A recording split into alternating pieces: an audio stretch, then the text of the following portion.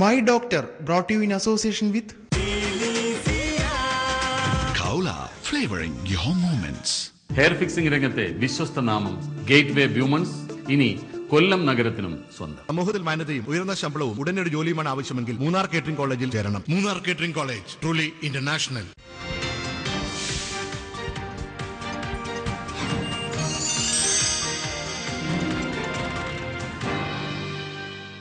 കാലവർഷം ആരംഭിച്ചതോടെ പകർച്ചപ്പനികളും പടർന്നു പിടിച്ചു കഴിഞ്ഞു.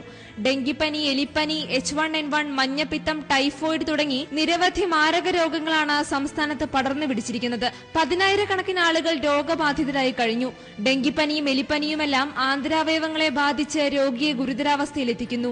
പകർച്ചപ്പനികൾക്കെല്ലാം പൊതുരോഗലക്ഷണങ്ങളിൽ സാമ്യമേറെയുണ്ടെങ്കിലും ചില പ്രത്യേക സൂചനകൾ കൊണ്ട് ഇവയെ തിരിച്ചറിയാനാകും. രോഗനിയന്ത്രണത്തിന് പരിസര ശുചിത്വവും വ്യക്തി ശുചിത്വവും അനിവാര്യമാണ്. പകർച്ചപ്പനികൾക്കുള്ള ഹോമിയോ ചികിത്സയെക്കുറിച്ചാണ് ഇന്ന് മൈ ഡോക്ടർ ചർച്ച ചെയ്യുന്നത്.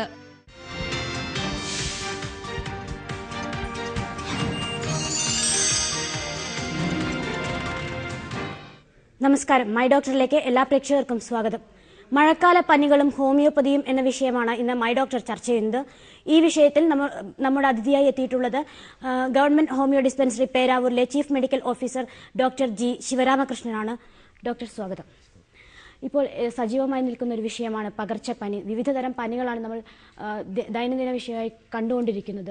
ഡെങ്കിപ്പനി, എലിപ്പനി തുടങ്ങി നിരവധി പനികളെക്കുറിച്ച് നമ്മൾ കേൾക്കുന്നുണ്ട്, മരണത്തെക്കുറിച്ച് കേൾക്കുന്നുണ്ട്. എന്തൊക്കെയാണ് കാലവർഷവുമായി ബന്ധപ്പെട്ട് എപ്പോഴും കാണുന്ന പനികളെക്കുറിച്ചൊന്ന് പറയാമോ? സാധാരണഗതിയിൽ ആളുകൾ കളിയാക്കി പറയുന്ന പോലെ ചികിത്സിച്ചാൽ 7 ദിവസം കൊണ്ടും ചികിത്സിച്ചില്ലെങ്കിൽ ഒരാഴ്ച കൊണ്ടും മാറാറുള്ള ആ കോൾഡ്, കോമൺ കോൾഡ്, ആ ജലദോഷപ്പനി, അതുപോലെ വളരെ മാരകമായിട്ട് മാറാവുന്ന തരത്തിൽ വരാറുള്ള ഡെങ്കിപ്പനി, എലിപ്പനി, അത്ര കണ്ട് മാരകമല്ലാത്ത ചിക്കുൻഗുനിയ, കൂടാതെ വളരെയധികം ശ്രദ്ധിക്കേണ്ട മഞ്ഞപ്പിത്തം, അതുപോലെ ടൈഫോയിഡ്, കൂടാതെ മറ്റുള്ള ഇൻഫ്ലുവൻസ പനി, H1N1 ഉൾപ്പെടെയുള്ള ഇൻഫ്ലുവൻസ പനികൾ, ഇതൊക്കെയാണ് സാധാരണഗതിയിൽ മഴക്കാലത്ത് നമ്മൾ കാണാറുള്ളത്. ഡോക്ടർ, അതുപോലെ ഇപ്പോൾ കാലാവസ്ഥ മാറുന്നതോടുകൂടിയാണ് ഇത്തരം പനികളെക്കുറിച്ച് കേൾക്കുന്നത്, പനികൾ ഉണ്ടാകുന്നത്. അതായത് പെട്ടെന്ന് വേനൽക്കാലം കഴിഞ്ഞ് മഴ തുടങ്ങുന്ന സമയം മുതൽ ഇത്തരം പനികളെക്കുറിച്ച് വാർത്തകളായി നിരവധി പേർ ആശുപത്രികളിൽ നിന്ന് അല്ലെങ്കിൽ മരണം വരെ സംഭവിക്കുന്ന അവസ്ഥയുണ്ട്. എന്താണ് ഈ കാലാവസ്ഥ മാറുന്നതോടുകൂടി ഇത്തരം രോഗങ്ങൾ വരാനുള്ളൊരു കാരണം എന്താണ്? അന്തരീക്ഷത്തിൽ പെട്ടെന്നൊരു ചേഞ്ച് വരികയാണ്. കാലാവസ്ഥ മാറുന്ന സമയത്ത് നമ്മുടെ ബോഡി അതിന് പുതിയ കാലാവസ്ഥയെ അക്കോമഡേറ്റ് ചെയ്യാൻ ശ്രമിക്കുകയാണ്.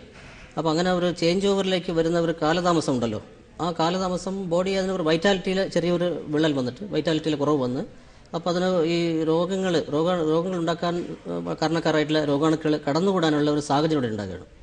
മാത്രമല്ല ആ അവസരം മുതലൊക്കെയാണ് ഈ രോഗാണുക്കൾ. ഇപ്പോൾ രോഗാണുക്കൾക്കും ഒരു പ്രത്യേകതരം ഇതുപോലെ ഒരു അനുയോജ്യമായിട്ടുള്ള ഒരു കാലാവസ്ഥ വരുമ്പോഴേ അവരും ഉണർന്ന് പ്രവർത്തിക്കുകയുള്ളൂ. ഉദാഹരണം പറഞ്ഞാൽ എലിപ്പനി ഉണ്ടാക്കുന്ന ബാക്ടീരിയ 28 ഡിഗ്രി സെൻറ്റിഗ്രേഡിലാണ് അതിന് പ്രവർത്തിക്കാനുള്ള ഒരു ശേഷി ഉണ്ടാകുക. അതുവരെ വളരെ റൂഡിമെൻ്ററി ആയിട്ടിരിക്കുന്ന ആ ഒരു ബാസിലസ് ബാക്ടീരിയ 28 ഡിഗ്രി സെൻറ്റിഗ്രേഡ് എന്ന് പറയുമ്പോൾ വേനൽക്കാലത്തുണ്ടാകുന്ന മഴയോ അല്ലെങ്കിൽ വിട്ടുവിട്ട് വരുന്ന മഴയോ, നല്ല മഴ പെയ്യുകയാണെങ്കിൽ ഇത്തരം വൈറസുകൾക്കോ അല്ലെങ്കിൽ മറ്റുള്ള ബാക്ടീരിയകൾക്കോ ചാൻസ് ഇല്ല, സാധ്യതയില്ല. കാരണം ഒരു 35-36 ഡിഗ്രി സെൻറ്റിഗ്രേഡ് എന്ന് പറയുമ്പോൾ നല്ല ചൂടാണ്. അതും അത്ര അനുയോജ്യമല്ല. അവർക്ക് അത്ര ഒരു കൾട്ടിവേഷനോ അല്ലെങ്കിൽ മൾട്ടിപ്ലിക്കേഷനോ അല്ലെങ്കിൽ റിപ്ലിക്കേഷനോ ഒന്നും സാധ്യതയില്ല. അതേസമയം ഒരു നല്ല മഴക്കാലം കണ്ടിന്യൂസ് ആയിട്ടുള്ള മഴയാണെങ്കിൽ ഒരു 25 ഡിഗ്രിക്ക് താഴെ വന്ന് കളയും ഏത് അന്തരീക്ഷത്തിലുള്ള ഊഷ്മാവ്, അതും അത്ര ഫേവറബിൾ അല്ല. അപ്പോൾ 28 ഡിഗ്രി എന്ന് പറയുമ്പോൾ ഈ വേനൽക്കാലത്തുണ്ടാകുന്ന വേനൽ മഴ, പകലൊക്കെ നല്ല വെയിലായിരിക്കും, ഉച്ചയ്ക്ക് ശേഷം മഴയുണ്ടാവും. അപ്പോൾ തണുപ്പും വെയിലും ചൂടും ഒക്കെ ഈ രോഗാണുക്കൾക്ക് ആവശ്യമാണ്. അതുകൊണ്ടാണ് അപ്പോൾ അങ്ങനെ ഈ ഒരു സന്ദർഭങ്ങൾ ഈ രോഗാണുക്കൾ മുതലെടുക്കുകയാണ്. നമ്മുടെ ബോഡിയിലും വരുന്ന ചേഞ്ചസ് എല്ലാം കൂടിയാണ് ഈ അസുഖങ്ങൾ പടർന്നു പിടിക്കാനുള്ള സാധ്യത ഉണ്ടാകുന്നത്. ഡോക്ടർ, നമുക്കൊരു കോൾ ഉണ്ട്. ഹലോ, മൈ ഡോക്ടറിലേക്ക് സ്വാഗതം. നമസ്കാരം. ഡോക്ടറോട് ചോദിച്ചോളൂ. നമസ്കാരം. നമസ്കാരം. എന്റെ പേര് അനിലാണ്, കൊട്ടാരക്കരയിൽ നിന്ന് വിളിക്കുകയാണ്. ഈ ജസ്റ്റ് മഴ സ്റ്റാർട്ട് ചെയ്തപ്പോൾ ഞങ്ങളുടെ ഏരിയയില് കുറച്ച് ആൾക്കാർക്ക് ഈ പെടലി വേദന, ശരീരം മൊത്തം വേദന, അന്നേരം അത് ഏത് രോഗത്തിന്റെ ഏത് ടൈപ്പിലുള്ള പനിയുടെ സിംറ്റംസ് ആണ്? അതായത് ഇപ്പോൾ ശരീരം മൊത്തം വല്ലാതെ വേദന വരിക, പിന്നെ അതുപോലെ വല്ലാത്ത ക്ഷീണം ഉണ്ടാകുന്നു, പെട്ടെന്ന് വിറയലോടുകൂടി ഉണ്ടാകുന്ന ഒരു പനി, അതുപോലെ ഒരു മനം പുരട്ടൽ, ഛർദി, അത്തരം ലക്ഷണങ്ങളൊക്കെ കാണുന്നുണ്ടോ കൂട്ടത്തിൽ? ഇല്ല, മനംപുരലും മറ്റു കാര്യങ്ങളൊന്നും ഇല്ല. ഈ അതായത് കാലിന്റെ വലിയ കഴപ്പ്, കാലിന് കഴപ്പും മുട്ടുവേദന, ജോയിൻസ് പെയിന്, ഇങ്ങനത്തുള്ള സംഭവങ്ങളൊക്കെ ഉണ്ട്. തീർച്ചയായിട്ടും അത് വൈറൽ പനി ആയിരിക്കാം. കാരണം അത് മുൻകാലങ്ങളിൽ അത് 2-3 വർഷം മുന്നേ, അല്ല കഴിഞ്ഞ വർഷം, അതിന് മുമ്പത്തെ വർഷമൊക്കെ ചിക്കുൻ ഗുനിയ, 2 വർഷം മുന്നേ ചിക്കുൻ ഗുനിയ പടർന്ന് പിടിച്ചിരുന്നല്ലോ. 2010 അപ്പോൾ ആ സമയത്ത് ഉണ്ടാകുന്ന ഉണ്ടായത് കാരണക്കാരനായിട്ടുള്ള ആ വൈറസ് പിന്നീട് അടുത്ത വർഷങ്ങളിൽ രൂപമാറ്റം, അതിന് ജനിതക മാറ്റമൊക്കെ ഉണ്ടായതിനു ശേഷം അത് വേറെ തരത്തിൽ അത് വരികയാണ്. അപ്പോൾ അതിന് വന്നിട്ട് കൃത്യമായിട്ടുള്ള ചിക്കുൻ ഗുനിയ ആയിരിക്കണം എന്നില്ല. പക്ഷെ അത് ഒരു ജനിതക മാറ്റം ഉണ്ടായിട്ട് വേറെ തരത്തിലുള്ള വൈറൽ ഫീവറായിട്ട് നമുക്കതിന് ആ ഒരു ഗ്രൂപ്പിനൊക്കെ വൈറൽ ഫീവർ എന്നുള്ള രീതിയിലാണ് നമ്മൾ പെടുത്താറുള്ളത്. അങ്ങനെ ഒരു വൈറൽ ഫീവർ ആയിരിക്കാം. അപ്പോൾ അതിന് അത്തരത്തിൽ വരുന്ന വൈറൽ ഫീവർ, ഇപ്പോൾ ജലദോഷപ്പനിയും വൈറൽ ഫീവറിലാണ് നമ്മൾ പെടുത്താറുള്ളത്. ഇപ്പോൾ ഇൻഫ്ലുവൻസ പനി, അതുപോലെ സാധാരണ ഇപ്പോൾ നമ്മൾ നേരത്തെ പറഞ്ഞ പോലെ ജലദോഷപ്പനി, ഇൻഫ്ലുവൻസ പനിയിൽ തന്നെ ഈ H1N1 അതിൽ ഇൻഫ്ലുവൻസിൽ പെടുന്നതാണ്. അതുപോലെ ചില മിക്സഡ് വൈറസുകൾ കൊണ്ടാകുന്ന റൈനോ വൈറസ്, ഇത്തരം വൈറസുകൾ കൊണ്ടുണ്ടാകുന്ന മിക്സഡ് വൈറസുകളുടെ ഗ്രൂപ്പിലാണ് നമ്മൾ പെടുത്താറുള്ളത്. അതാണെങ്കിൽ ജലദോഷമുണ്ടാകും. അപ്പോൾ നിങ്ങൾ പറയുന്ന അത്തരം ആ ഏരിയയിൽ കാണുന്ന ആ പനികൾക്കൊന്ന് ജലദോഷം, അത് ജലദോഷത്തിന്റെ ഒരു പിക്ചർ ഉണ്ടോ? ഇല്ലല്ലോ. പക്ഷേ ഇത് പിന്നെ ശരീരം മൊത്തം വേദന എന്നുള്ളൊരു തീർച്ചയായിട്ടും അത് ഡെങ്കിപ്പനിയാണോ എന്നുള്ള ഇത് നമ്മൾ അന്വേഷിക്കേണ്ടിയിരിക്കുന്നു. കാരണം അത് ദേഹത്ത് ചുവന്ന നിറത്തിലുള്ള കുത്തുകളൊക്കെ ഉണ്ടെങ്കിൽ, അപ്പോൾ വല്ലാതെ കണ്ണ് ഫോട്ടോഫോബിയ എന്ന് പറയും, അതായത് വന്നിട്ട് വെളിച്ചം കാണാനൊക്കെ ഉള്ള പ്രയാസമൊക്കെ ഉണ്ടെങ്കിൽ അത് ഡെങ്കിപ്പനിയാണോ എന്ന് നമ്മൾ നോക്കേണ്ടിയിരിക്കുന്നു. ദേഹത്ത് ചുവന്ന നിറത്തിലുള്ള കുത്തുകളൊക്കെ ഉണ്ടോ? അങ്ങനെ ഇല്ലല്ലോ. അങ്ങനെയാണെങ്കിൽ സാധാരണ വൈറൽ ഫീവർ ആയിരിക്കണം. തീർച്ചയായിട്ടും അത്തരം ഇത് വളരെ ഫലപ്രദമായിട്ട് ഹോമിയോപ്പതി ചികിത്സ കൊണ്ട് മാറാവുന്നതേ ഉള്ളൂ, ദിവസങ്ങൾക്കകം. ഡോക്ടർ, നമുക്ക് മറ്റൊരു കോള് കൂടിയുണ്ട്. ഹലോ, മൈ ഡോക്ടറിലേക്ക് സ്വാഗതം. ഹലോ, മൈ ഡോക്ടറിലേക്ക് സ്വാഗതം. എവിടെന്നാ വിളിക്കുന്നത്? ഞാൻ ഇരിട്ടി വരുമാനത്തു നിന്നാണ്. ഡോക്ടറോട് ചോദിച്ചോളൂ. ഡോക്ടർ, ഞാൻ വിളിച്ചത് ഈ മഴക്കാലത്ത് വരുന്ന പനികൾ കുട്ടികളിലും വലിയവരിലും തമ്മിലുള്ള വ്യത്യാസം എന്തുകൊണ്ട് പെട്ടെന്ന് നമുക്ക് തിരിച്ചറിയാൻ കഴിയും? കുട്ടികൾക്കും വലിയവർക്കും വരുന്ന പനി, ഈ ചിക്കൻ ഗുനിയ അങ്ങനെയുള്ള മറ്റു ഇപ്പൊ ഡെങ്കിപ്പനി, അങ്ങനെ പല പനികളും ഉണ്ടല്ലോ, അതിൽ നിന്ന് ഇതെങ്ങനെ നമുക്ക് തിരിച്ചറിയാൻ കഴിയും? കുട്ടികൾക്കാവുമ്പോൾ പെട്ടെന്ന് പാടരുത്, സ്കൂളിൽ നിന്നെല്ലാം പെട്ടെന്ന് ഒരു പനി അസുഖം വന്ന് വരുമല്ലോ. തീർച്ചയായിട്ടും അതിന് നേരത്തെ പറഞ്ഞ പോലെ ഇത് ഇങ്ങനെ ഒരു ജലദോഷപ്പനിയായിട്ട് വരുന്നുണ്ടെങ്കിൽ നമുക്കൊരു പൊതുവെ നമുക്ക് ഒരുപാട് മറ്റുള്ള പനികളൊക്കെ അകറ്റി നിർത്താൻ പറ്റും, മാറ്റി നിർത്താൻ പറ്റും. നാം ചിന്തിക്കേണ്ടതില്ല. ഫോർ എക്സാമ്പിൾ, ഇപ്പോൾ ജലദോഷം, കഫക്കെട്ട്, അതുപോലെ തുമ്മൽ, മൂക്കൊലിപ്പ്, തൊണ്ടയിലെ ഒരു അസ്വസ്ഥത, പനി പകലുണ്ടാവില്ല, രാത്രി ഉണ്ടാവും, ചുമയുണ്ടാവും. അങ്ങനത്തെ അവസ്ഥയിൽ കണ്ണിലൊക്കെ വെള്ളം നിറഞ്ഞ പോലത്തെ അവസ്ഥ, കണ്ണിൽ നിന്ന് വെള്ളം ചാടും. അങ്ങനെ ഒരു കോൾഡിന്റെ പിക്ചർ വരികയാണെങ്കിൽ അത് തീർച്ചയായിട്ടും ജലദോഷപ്പനി എന്നുള്ള രീതിയിൽ നമുക്ക് പെടുത്താൻ പറ്റും.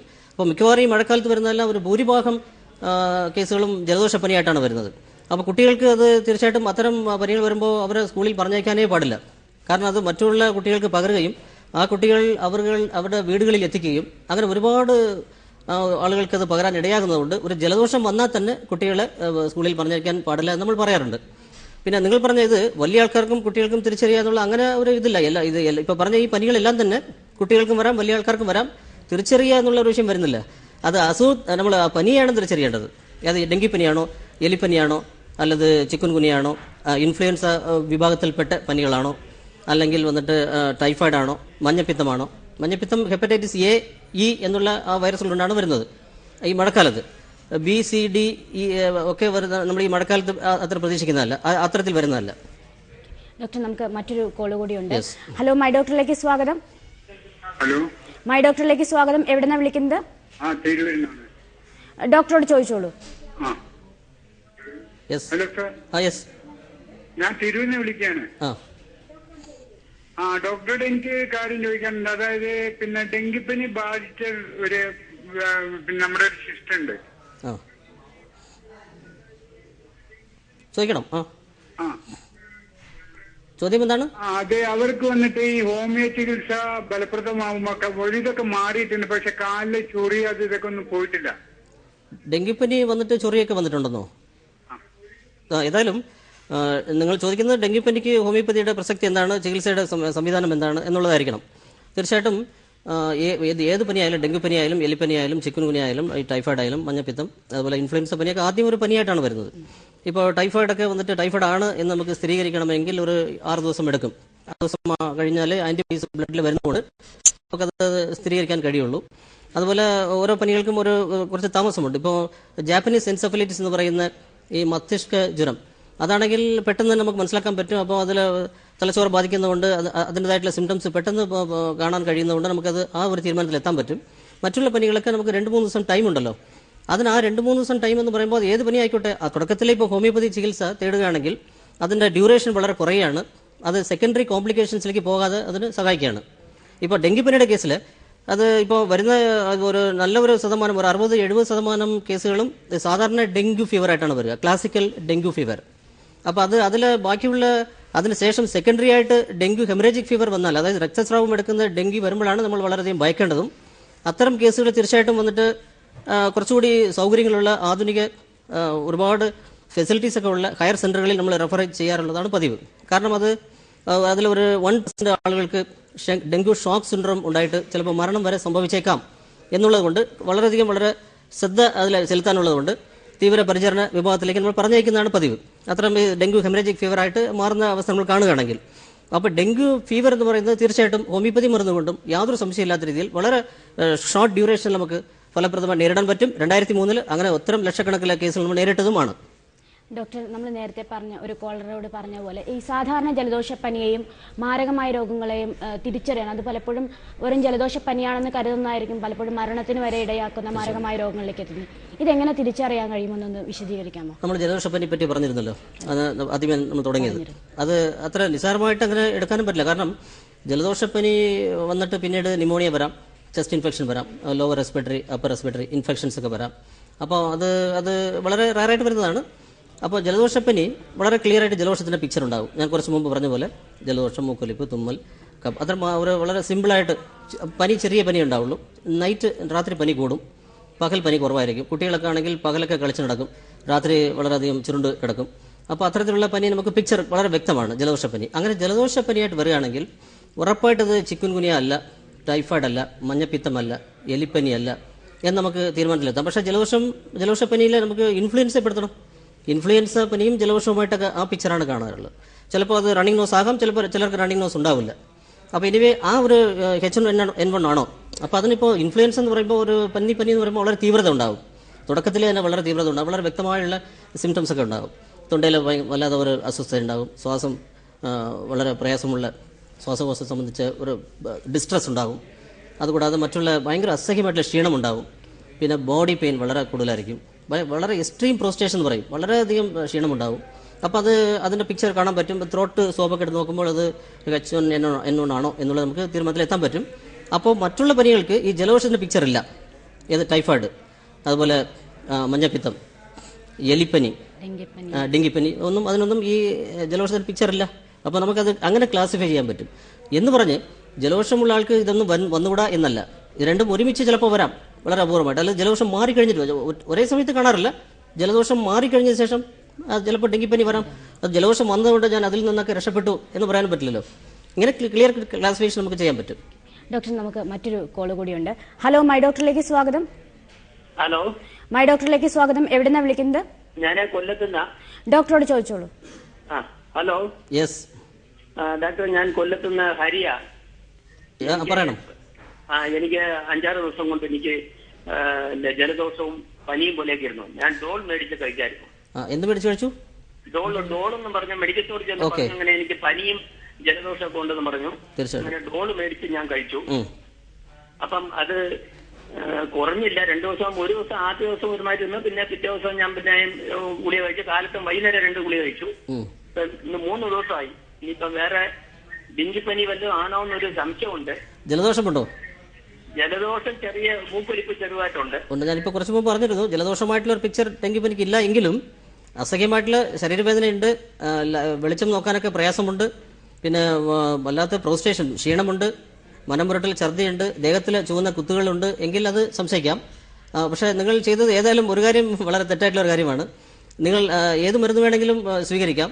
അതൊരു ക്വാളിഫൈഡ് ഡോക്ടറെ ചെന്ന് കണ്ട് സംസാരിച്ച് അത്തരത്തിൽ വേണം ചികിത്സ തേടാൻ.